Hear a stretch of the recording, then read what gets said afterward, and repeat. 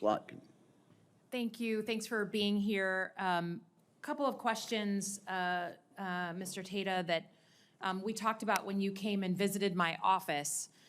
You're going to be, if sworn in or if confirmed, sworn into an office where you are in control of the entirety of the data of everyone in uniform in the whole massive Department of Defense enterprise.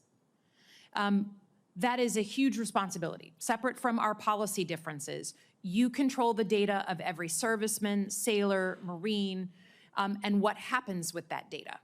Secretary Hegseth has said he welcomes DOGE into the Pentagon, red carpet for them. Most recently, we heard from the media about a case of DOGE going into the NLRB and getting access to all the data of the individuals there. Within moments of them getting that access, they were targeted by a Russian IP address to try and take some of that data. There is some people who think that literally the bad guys are following around the DOGE guys to say, oh, this is great. This is where we can get a bunch of data. Not only is it sensitive information, it's national security worthy information. Our bases, our sensitive sites, our locations, the vulnerabilities in the force, deployment schedules, everything.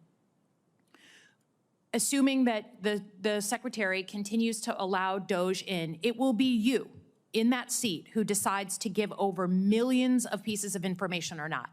So will you provide the people of DOGE access to the complete file of our uniformed military personnel records?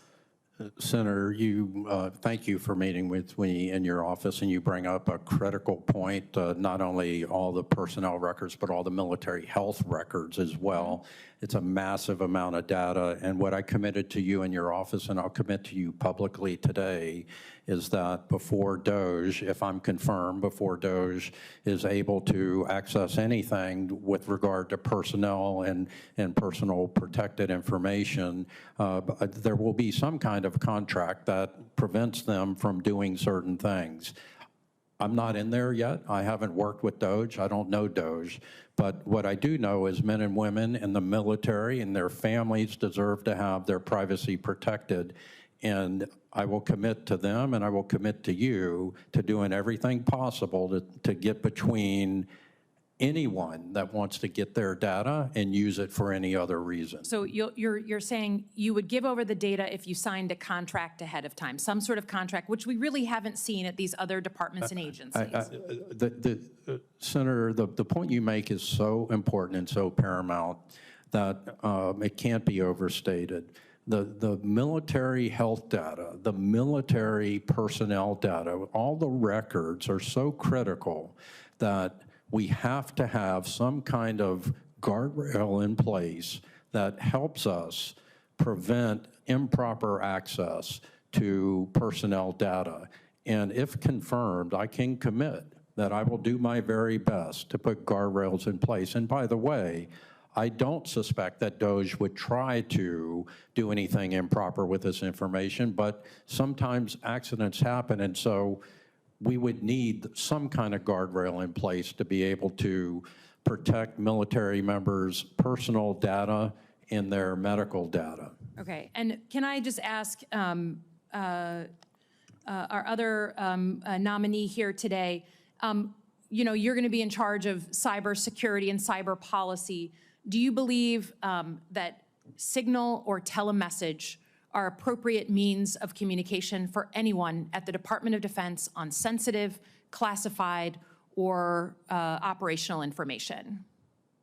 Senator, the Department of Defense has a clear set of policies for protecting information and allowable information technology applications, and if confirmed, we'll work with— A signal, an allowed, or telemessage, you're up for confirmation, it's a big job. Are signal or telemessage allowed instruments to use at the Department of Defense today?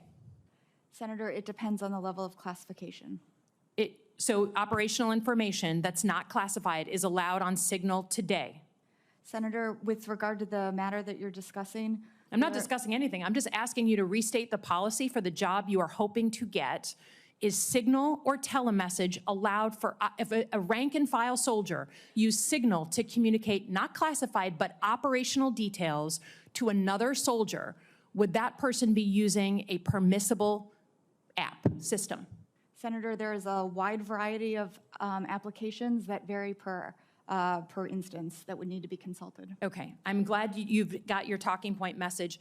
I think you and I both know that if the average person, I was a young CIA officer, if I ever put operational details on signal, telemessage, text, anything that would endanger the lives of people on the ground, that would communicate the time and method and hour and technique that we were going to use in an operation, I'd be removed from my job immediately, put on administrative leave. If I put people in danger, I'd be referred to the Department of Justice for a criminal investigation. So for you to be here, I understand you've gotten very reasonable questions today, but we just got to call balls and strikes. If the average soldier wouldn't be allowed to use those systems, the Secretary of Defense and everyone else around him shouldn't be using it. That should be an easy thing to take accountability for. And it's concerning to me that in going into this job, you can't just give a straight balls and strike answer. I yield back.